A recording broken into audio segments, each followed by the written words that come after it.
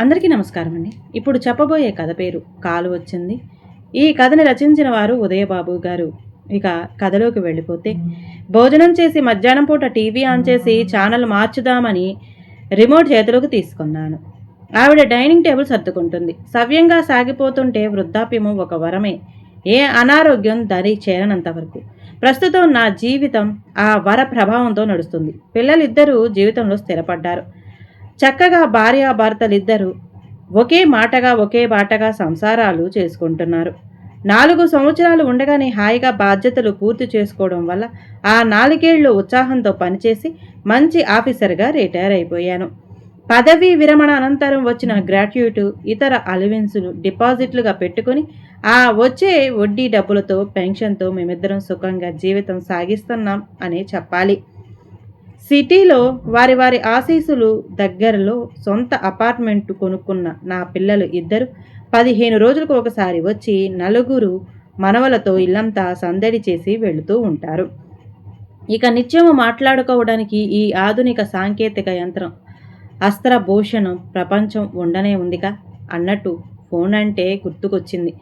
రోజుకు 2-3 బ్యాంకుల నుంచి ఊరు పేరు లేని కాల్స్. మీకు క్రెడిట్ కార్డు ఆఫర్ వచ్చింది తీసుకోమని, పర్సనల్ లోన్ కావాలా సార్ అని, ఇలా పేరు లేని నెంబర్ నుంచి ఒకటే కాల్స్. అబ్బాయికి చెప్తే అదేదో ట్రూ కాలర్ యాప్ని ఫోన్లో పెట్టాడు. ఎర్ర రంగులో వచ్చిన ఫోన్ కాల్స్ స్నాప్ అయ్యి ఉంటాయని, వాటిని లిఫ్ట్ చేయవద్దని చెప్పాడు. అప్పటి నుండి వాడి సూచన పాటిస్తున్నాను. ఏం జరగకుండా ప్రశాంతంగా జరిగిపోతే జీవితానికి అర్థమేముంది? జీవిత పరమార్థం కూడా దేవుడు చివరి క్షణాల్లో తెలియజేస్తాడు అని తెలుసు.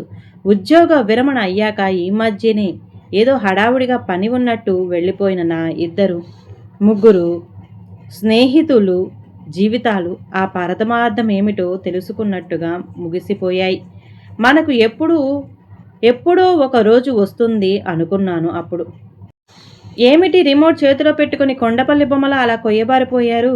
ఇటివ్వండి, ఆ దిక్కుమాలిన సీరియల్లో ఏమైందో ఏమిటో అంటూ వచ్చి నా చేతిలో రిమోట్ లాక్కొని, అంత దిక్కుమాలింది అయినప్పుడు చూడటం ఎందుకే స్వగతంలో అనుకుంటూ ఉండగానే కాలు వచ్చింది. మా శ్రీమతి మీనాక్షి, మీ గదిలోకి వెళ్ళి మాట్లాడుకోండి అంది ఆమె తనకు కావలసిన ఛానల్ వెతుక్కుంటూ. అది ఛానల్ మార్చుకుంటున్నట్టుగా అనిపించలేదు నాకు. తన ఆనందపు లోకంలోకి ప్రవేశిస్తున్నట్టుగా అనిపించింది. ఆ సీరియల్లో పడితే అది పూర్తయ్యేంత వరకు ప్రపంచమే వారికి పట్టదు. సెల్ చేతిలో తీసుకున్నాను. స్నాప్ కాల్ కాదు కానీ పేరు రాలేదు. మొబైల్ డేటా ఆన్లోనే ఉంది. హలో సార్ అని మొదలుపెట్టాడు తాను. నేను ఫిక్స్డ్ డిపాజిట్ చేసిన బ్యాంకు తాలూకా ఇన్సూరెన్స్ హెడ్ ఆఫీసు నుంచి మాట్లాడుతున్నానని, తమ శాఖ కొంతమంది స్పెషల్ కస్టమర్లను ఎన్నుకొని 3 ఏళ్లకు ఒకే సింగిల్ ప్రీమియం ఆఫర్ చేస్తున్నామని, దానివల్ల ఉత్తర నామినీకి 50 లక్షలకు వస్తుందని చెప్పడం మొదలుపెట్టాడు. ఇదేదో ఆసక్తిగా ఉంది అనుకోవడమే నేను చేసిన తప్పని చివరిలో కనిపించింది.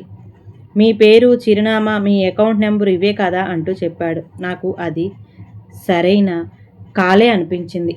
పాలసీ వివరాలు అడిగాను. ఒక 6 విషయాలకు వర్తించదు అని చెప్పాడు. చివరకు నాకు అర్థమైంది ఏమిటంటే, ఆ పాలసీ ఖాయం చెయ్యాలంటే నాకు యాక్సిడెంట్ అయ్యి తీరాలి. అప్పుడు ఒకవేళ ఏదైనా కారణం చేత నేను మరణిస్తే నా భార్యకు నెలకు 1 లక్ష చొప్పున 50 మాసాలు అలా నా అకౌంట్లో కంపెనీ మనీ వేస్తుందట. 3 సంవత్సరాల తర్వాత ఏం జరగకపోతే అప్పటి నుంచి ప్రతి సంవత్సరం ఆ ప్రీమియం కట్టి పాలసీ రెన్యువల్ చేయించుకోవాలట. నేను కట్టిన డబ్బు 1 పైసా వెనక్కి రాదట. నాకు ప్రమాదం జరగకపోతే. నేను కేవలం వేలల్లో ప్రీమియం కడితే లక్షల్లో నామినీకి డబ్బు ఉచితంగా ఇచ్చే ఆ పద్ధతి వల్ల ఆ కంపెనీకి ఏం లాభమో నాకు అర్థం కాలేదు. శుభమా అని పాలసీ ప్రారంభిద్దామనుకుంటే నీకు ప్రమాదం జరిగి తీరాల్సిందే అని కస్టమర్ నాశనాన్ని కోరుకోవడం నాకెందుకో అపశకనం అనిపించింది. అటు సీరియల్ దృశ్య శ్రవణం చేస్తూనే ఒక చెవి ఇటు పాడేసి కాల్ వివరాలన్నీ వింటున్న శ్రీమతి నా దగ్గరికి వచ్చి, మీరు అనవసరమైన వాటి అన్నిటికీ కమిట్ అయిపోకండి. మీకు ఏదైనా అయితే నాకు వచ్చే ఫ్యామిలీ పెన్షన్ చాలు, నేను ఎవరి మీద ఆధారపడకుండా బ్రతకటానికి అంది భుజం మీద చెయ్యి వేసి. అతను నన్ను నియంతృత్వంగా ఒప్పించే ప్రయత్నం చేస్తున్నాడు. ఇంద్రజాలికుడిలా మాట్లాడుతూ ఊగిసలాడుతున్న నా మనసును స్థిరం చేసుకొని నాకు ఇప్పటికే అలాంటివి 3 పాలసీలు ఉన్నాయని వాటి పేరు చెప్పి ఫోన్ పెట్టాక మీనాక్షి నా భుజం మీద నుంచి చేయి తీసింది. బరువు తీశాక నిద్రపోయాను. అయితే నిద్ర లేచి చూస్తే ఆ సాయంత్రం వరకు 15 మిస్డ్ కాల్స్ ఉన్నాయి. నాకు వినపడలేదే అన్నాను మీనాక్షితో. వెధవ సీరియల్స్కి అడ్డమని నేనే సైలెంట్లో పెట్టేశాను అంది ఆమె. వెధవ అన్నది ఎవరినో నాకు అసలు అర్థమే కాలేదు. ఎంత ఎదిగిపోయావమ్మా. అదేదో తెలుగు సినిమాలో పాట గుర్తుకు వచ్చింది. అయితే నాకు మాత్రం యాక్సిడెంట్ ప్లస్ 50 లక్షలు మనసులో ముద్రించుకుపోయాయి. నేను మెల్లగా తెరిచాను. తలకి ఏదో పెద్ద కట్టు ఉన్నట్టుగా బరువుగా ఉంది తలంతా. కన్నీళ్లతో మీనాక్షి ఆతృతతో చూస్తుంది. అది అచ్చు సీరియల్లో చూస్తూ ఉన్న ఆతృత అలాగే ఉంది.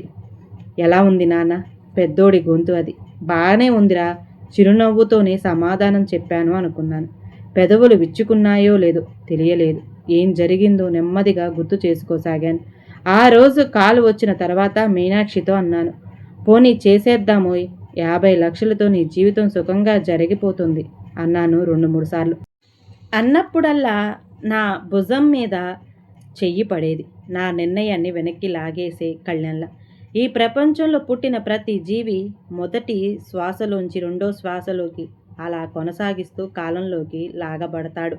వాడికి ఆయువు ఉన్నంత కాలం లాగుతూనే ఉంటుంది. పచ్చిమిరపకాయ బజ్జి తినాలని ఉంది అన్నాను యథాలాపంగా. షాపుకు వెళ్ళి తెచ్చుకోండి, ఇంట్లో చేసి పెడతాను అందామె.